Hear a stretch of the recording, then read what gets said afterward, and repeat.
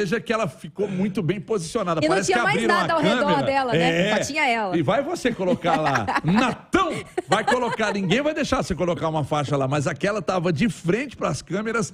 Olha, se você medir com uma escala de um lado e do outro, mesmo, é milimetricamente calculado o espaço. Na frente do banco de reservas, Espetacular. Mas eu quero aqui fazer uma justiça. Deu tudo errado pro Cuca, mas ele, na minha opinião, ele tentou pelo menos voltar e começar um trabalho, tentou fazer alguma coisa. Enfim, eu acho que a história do Cuca é muito bonita, é muito grande. Esse cara é muito vencedor no Atlético para ficar a última impressão de um trabalho que não deu certo. É mais ou menos julgar o Filipão na seleção brasileira pelo 7-1 e esquecer o título mundial de 2002.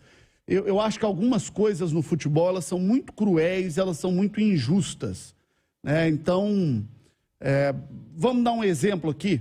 Zezé Perrella era o diretor de futebol do Cruzeiro no apagar das luzes daquela Série B tentando alguma coisa. O Zezé cometeu muitos erros no Cruzeiro ao longo da sua trajetória. Mas ele não foi o responsável pela queda do Cruzeiro e a história do que ele fez para trás é muito maior do que aquela passagem infeliz final ali.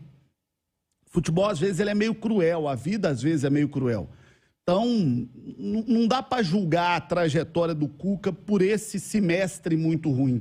O Cuca é muito maior do que isso no Atlético. É mais ou menos, para mim, a história do Filipão com o 7-1. Para mim, o Filipão vai ser sempre o técnico do Penta. Vai ser sempre o cara que me fez vibrar com o título mundial do Brasil. Ô, João, é muito interessante a gente entender que você com 40, 50, 60, você aprende a cada dia. Você não sabe tudo e ninguém sabe tudo. E o Cuca precisa aprender com as decisões que ele tomou.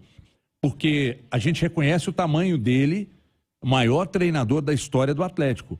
Mas as decisões tomadas ao longo dessa história, elas foram equivocadas e partiram dele. É verdade. Abandonar em 2013 e agora largar ano que vem, largar da maneira que largou, de falar, não consigo tirar nada mais desse elenco. É verdade. E depois você voltar e encontrar 80% desse elenco aí, gera um desgaste que nós que estamos do lado de cá, com ar-condicionado, um estúdio extremamente longe daquele ambiente lá, a gente não faz ideia, mas a gente fala com as pessoas e as pessoas dizem, o ambiente não é dos melhores. Mas eu não posso ser injusto do meu sentimento. Eu acho que o trabalho do Cuca não pode ser reduzido a isso. Não, absolutamente, estou com você. E acho que nós que somos da comunicação, que falamos aí para os milhões de ouvintes da Itatiaia e outros colegas, sua turma lá na Band, a turma da Globo, cada um fala o que quiser, óbvio, né? Mas estou dizendo que a grande imprensa, de uma maneira geral, acho que tem o dever de lembrar o legado do Cuca, que esse cara largou na sala de troféus do Galo.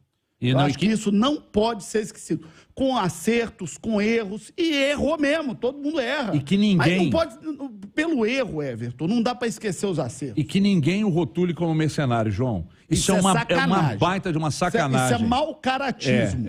Isso é mau caratismo. A gente precisa ter muita decência quando vai rotular alguém, principalmente que a gente não conhece profundamente. Agora, dizer que o Cuca é mercenário é uma tremenda de uma sacanagem com ele. O Cuca errou, mas acertou muito mais do que errou. E colocar a questão do Cuca como financeiro é sacanagem, porque isso não combina com esse cara. Cuca é um bom caráter. Um bom caráter que erra, mas é um bom caráter. E um bom caráter que acertou muito mais do que errou no Atlético.